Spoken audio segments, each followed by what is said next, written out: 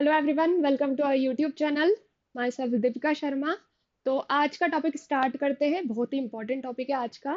JEE B R के exam में आपको क्या मटेरियल ले जाना है अपने साथ एग्जाम के लिए। ठीक है। तो ये है एक पूरी प्रॉपर लिस्ट। में अभी आप लोगों को दिखाऊंगी कि हमें क्या क्या ले जाना है हमारे साथ में एग्जाम में। ये आपका बहुत टाइम बचाएगा। जो डिफरेंट टाइप के क्वेश्चंस आते हैं हमारे एग्जाम में, कलरिंग करने वाले, शेडिंग करने वाले, है ना, तो उसमें क्या चीजें कब ले जानी है, कितनी कम ले जानी है, ब्रोशर में क्या उनने रिटर्न फॉर्म में लिख कर दिया है हमें कि आप क्या चीज ले जा सकते हो एग्जाम हॉल में, क्या नहीं ले जा सकते हो। तो ये सारी चीजों के बारे में हम आज डिस्कस करेंगे। तो सबसे पहले तो हम देखते हैं हमारी लिस्ट कि हमारी मटेरियल की लिस्ट क्या है। तो अगर हमें देखा जाए तो उनने क्लियरली मेंशन कर रखा है कि हमें एक ट्रांसपेरेंट पाउच ले जाना है। आपका जितना भी स्टेशनरी का मटेरियल है वो सारा होना चाहिए एक ट्रांसपेरेंट पाउच में। ठीक है। सेकंड, हम बात करते हैं हमारी ग्रेड पेंसिल्स के बारे में जिससे हम ड्राइंग करेंगे। तो ऐसा उनने कुछ मेंशन नहीं करा है कि कौन से ग्रेड की पेंसिल ले जाना है, but for shading and other basic work हमने यहाँ मेंशन कर रखा है कि आप कौन कौन सी पेंसिल्स ले जा सकते हो। ठीक है, जो आपका टाइम बचाएगी। हमें पूरे सेट की जरूरत नहीं है सारे ग्रेड की पेंसिल की, है ना। 2B से हम बेसिक वर्क कर सकते हैं। 4B से हम थोड़ी सी लाइट या मिडल टोन की शेडिंग कर सकते हैं। 6B is for best for all type of shading work. हम 3 शेड डार्क भी जा सकते हैं, 3 शेड लाइट भी जा सकते हैं। 8B and 10B for darkest work.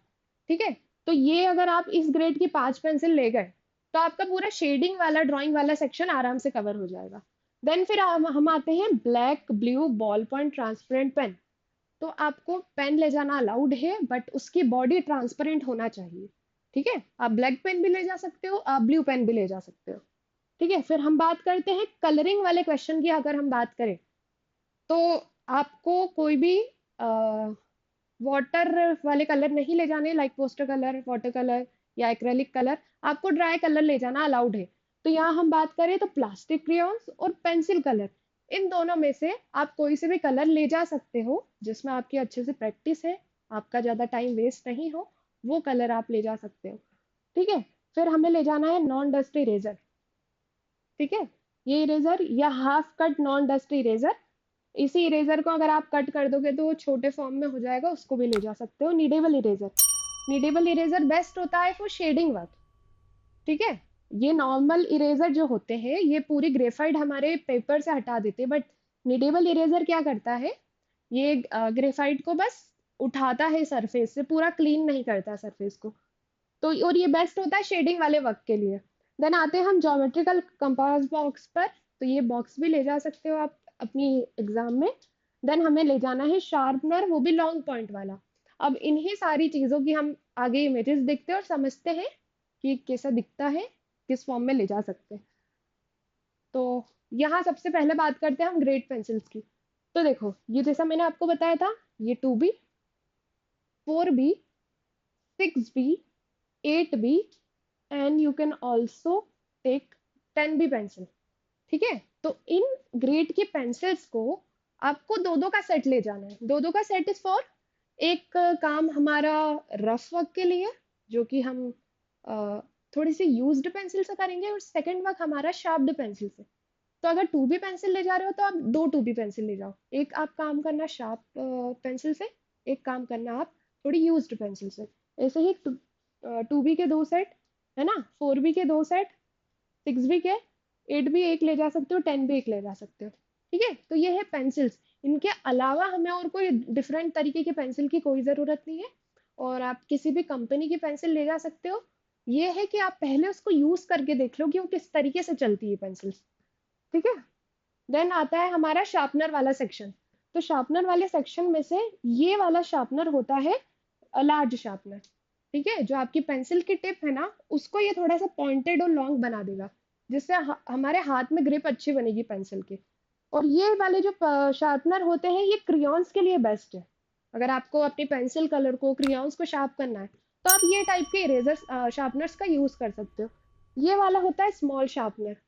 Small sharpener इन्हीं का वर्जन है ये। तो इससे हमें हमारी ग्रेड वाली पेंसिल को शार्प नहीं करना है। ठीक है। ग्रेड वाली पेंसिल हम सिर्फ इन्हीं टाइप के इरेजर से शार्प करेंगे। तो आप एक ये इरेजर ले जा सकते हो, एक ये इरेजर ले जा सकते हो। Sorry sharpener. देन हम आते हैं सेकंड मटेरियल पे जो कि है इरेजर। तो हमने 3 टाइप के इरेजर की बात करी थी यहाँ पर। सबसे पहला है हमारा नीडेबल इरेजर। ये होता है क्ले जैसा, हम इसको किसी भी शेप में कन्वर्ट करके जो भी पतले से पतला बड़े से बड़ा सेक्शन हमें इरेज करना वो इरेज कर सकते हैं हम। तो ये होता है नीडेबल इरेजर जो कि कुछ क्ले टाइप का दिखता है। देन फिर हम आते हैं हमारे नॉन डस्ट इरेजर्स पर।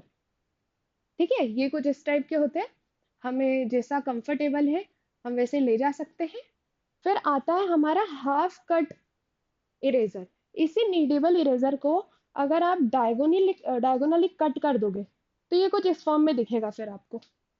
ठीक है, ये वाला हमने इसको इस तरीके से कट क्यों करा है, क्योंकि जो हमारे छोटे छोटे सेक्शंस होते हैं जहाँ हमें सिर्फ थोड़ा सा सेक्शन ही इरेज करना होता है, लाइक क्वेश्चंस 3D कंपोजिशन के क्वेश्चन में, या हमें हमारी मेमोरी ड्राइंग के क्वेश्चन में लाइट सोर्स को दिखाना है, छोटे छोटे एरियाज में वर्क करना है, तो अगर हमने इस कट वाले इरेजर का यूज करा तो वो बेस्ट होता है। तो इसलिए आप ये 1 2 3 टाइप के इरेजर अपनी एग्जाम में ले जा सकते हो। देन हम नेक्स्ट मटेरियल पे आते हैं जो कि है हमारा रिलेटेड टू कलर्स। अब ये है हमारे प्लास्टिक क्रेयॉन्स। ठीक है, अब प्लास्टिक क्रेयॉन्स हमारे नॉर्मल क्रेयॉन से बहुत अलग होते हैं। ठीक है, अगर आप इसको पेंसिल कलर से कंपेयर करो तो ये डबल स्पीड में काम करते हैं। ठीक है, इनमें कोई आपको हैचिंग वाला वर्क नहीं दिखता है, और ये इरेजेबल भी होते हैं, आप इन्हें इरेज भी कर सकते हो। तो अकॉर्डिंग टू मी अगर हमें एग्जाम के हिसाब से जल्दी वर्क करना है, जल्दी कलरिंग करनी है, तो ये बेस्ट ऑप्शन है कि हम प्लास्टिक क्रेयॉन्स ले जाए। अब प्लास्टिक क्रेयॉन्स में से ज़रूरी नहीं है कि आप हमेशा 24 वाला सेट ही लो, है ना। आप हमेशा आप इवन 12 कलर वाले सेट भी ले सकते हो। उसमें से फिर हमें देखना है कि वार्म कलर कितने हैं, कूल कलर कितने। अब यहाँ अगर हम बात करें तो ये देखो सिल्वर मेटेलिक कलर है, इसकी हमें कोई ज़रूरत नहीं। ये ग्रीन मेटेलिक कलर है, इसकी कोई ज़रूरत नहीं। और इवन ये वाइट वाले कलर की भी कोई ज़रूरत नहीं है, और ब्लैक वाले कलर की भी कोई ज़रूरत नहीं है। तो इस पूरे सेट में से 4 कलर तो हट ही गए। ठीक है, फिर बाकी के कलर्स हमको काम में आएंगे। तो आप प्लास्टिक क्रेयॉन्स ले जाओ, एग्जाम के पहले उनको चला के देख लो, उनसे प्रैक्टिस कर लो कि वो कलर्स कैसे चलते हैं। तो ये आपकी बहुत हेल्प करेंगे, आपका बहुत टाइम बचाएंगे कलरिंग वाले क्वेश्चंस में। ठीक है, देन हम आते हैं सेकंड हमारा मटेरियल है जो कि है कलर्ड पेंसिल्स। तो कलर्ड पेंसिल भी ले जा सकते हो आप अगर आपको प्लास्टिक क्रेयॉन्स नहीं समझ में आते। अब यहाँ पर 2 टाइप के कलर पेंसिल्स की बात करी गई है, तो अगर हम इनके टिप को देखें तो हमें इजीली समझ आ जाएगा। एक थोड़ी ब्रॉड वाली पेंसिल है, एक थोड़ी नॉर्मल शार्प पेंसिल है। ठीक है, पतली वाली पेंसिल। अब इन दोनों में क्या डिफरेंस है, ब्रॉड पेंसिल होगी तो वो एरिया को जल्दी कवर करेगी, जल्दी कलरिंग करेगी, और ये वाली पेंसिल में कलरिंग करने में टाइम लगेगा।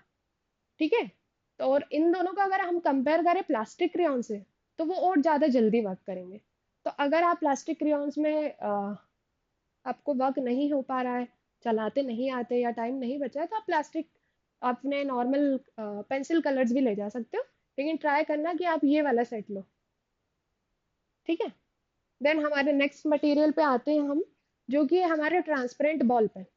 तो जैसा हमारे ब्रोशर में उनने मेंशन करा हुआ है कि आपको ट्रांसपेरेंट बॉल पेन ले जाना ही अलाउड है ना, जिसकी बॉडी ट्रांसपेरेंट होनी चाहिए। तो आप ये पेन ले जा सकते हो, इसके अलावा आप ब्लैक पेन भी ले जा सकते हो। ठीक है, ट्रांसपेरेंट बॉल ब्लैक पेन भी ले जा सकते हो आप, ये दूसरे वर्क में काम आएगा। हमारा नेक्स्ट मटेरियल है ब्लैक माइक्रोन पेन। अब इसका वर्क क्या है, इसका वर्क आएगा आपको कलरिंग वाले क्वेश्चंस में। जैसे एक 2D डिजाइन का क्वेश्चन आया जिसमें आपको प्रॉपर कलरिंग करनी है, तो उसके सारे मोटिव्स की शेप्स की आउटलाइनिंग में आपको इसका यूज करना है। ये नॉर्मल ब्लैक पेन से, नॉर्मल जेल ब्लैक पेन से या बॉल ब्लैक पेन से अलग चलता है, ये स्केच पेन से अलग होता है।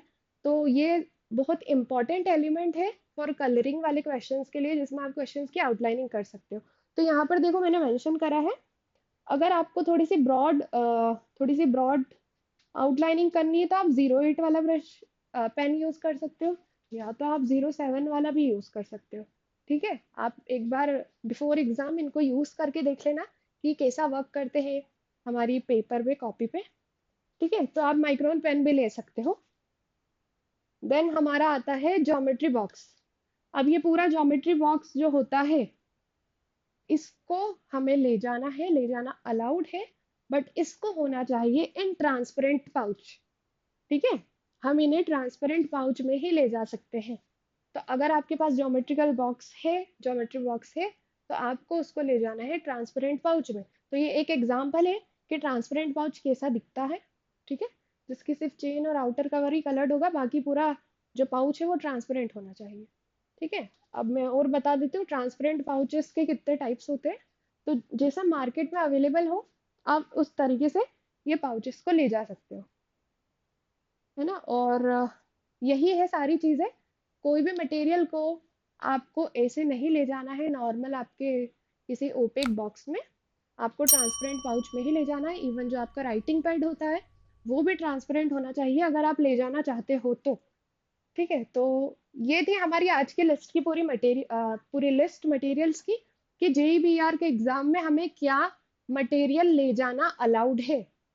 ठीक है, और कैसे पाउच में कैसे बॉक्स में ले जाना अलाउड है। तो आज हमने पढ़ा इस सारी चीज़ों के बारे में। अगर आपके कोई और भी क्वेश्चंस है तो आप हमें कमेंट सेक्शन में बता सकते हैं। और इस चैनल को सब्सक्राइब करना बिल्कुल मत भूलिएगा, और इस वीडियो को लाइक करना भी। Thank you so much everyone.